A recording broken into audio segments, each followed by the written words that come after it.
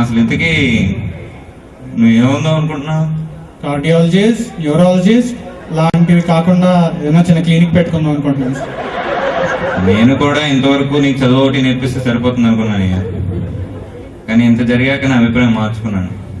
నీకు చదువు కన్నా ముందు క్రమశిక్షణ ఇంపార్టెంట్. అవును సార్. ఈ తెలివితేటలే నా దగ్గర ప్రదర్శించొద్దు. నేను మీ పాత హెచ్ఓడిలా మంచివాడు కాదు. తెలుసు సార్. నా ఉద్దేశం అది కాదు సార్. ఇవే తగ్గించుకుంటే మంచిది. ఎందుకే స్లిప్ ఎందుకు పెట్టావు? నా కళలు నెరవేర్చుకోవడానికి. నా కోప తెలిసినప్పటి నుంచి నేను ఒక కలగానేవాడిని.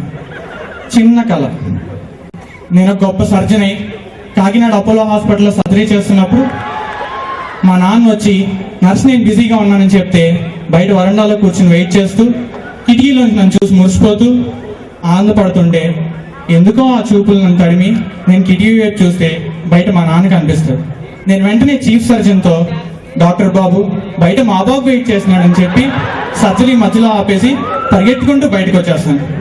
నన్ను చూడగానే మా నాన్న లేచి నిలబడతాడు. నేను వెంటనే మా నాన్న కాళ్ళ మీద పడి నన్ను క్షమించు నాన్న, నేను బయట వెయిట్ చేయించానని చెప్తుంటే నన్ను కాలర్ పట్టుకుని పైకి లేపి పొదిగిన గుడ్డు పెళ్ళైనప్పుడు కోడికి, ఎదిగిన కొడుకు ప్రయోజకుడైనప్పుడు తండ్రికి కలిగే ఆనందం మాటల్లో వర్ణించలేనంటే పుత్రోత్సాహంతో నన్ను హత్తుకోబోతుంటే ఎందుకు సార్ ఆపేశారు? పర్లేదు నవ్వండి. నేను సర్జన్ అవ్వాలనుకోవడం తప్ప కనీసం కలలుగానే స్వాతంత్రం కూడా లేదు నాకు. నేను స్లిప్ పెట్టాను నిజమే, కానీ ఎందుకు పెట్టానని ఆలోచించారా? హెచ్ఓడి సార్, మీరు ఎప్పుడైనా వంట చేశారా?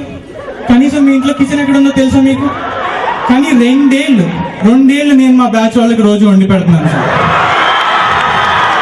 పొద్దున్నే లేచి వంట చేసి ఫైన్ పడకుండా ఉండడానికి 7:30కే కాలేజ్కి వచ్చి సాయంత్రం ఇంటికి వెళ్ళి మళ్ళీ వంట చేసి అంట్లు తోముతాను సార్.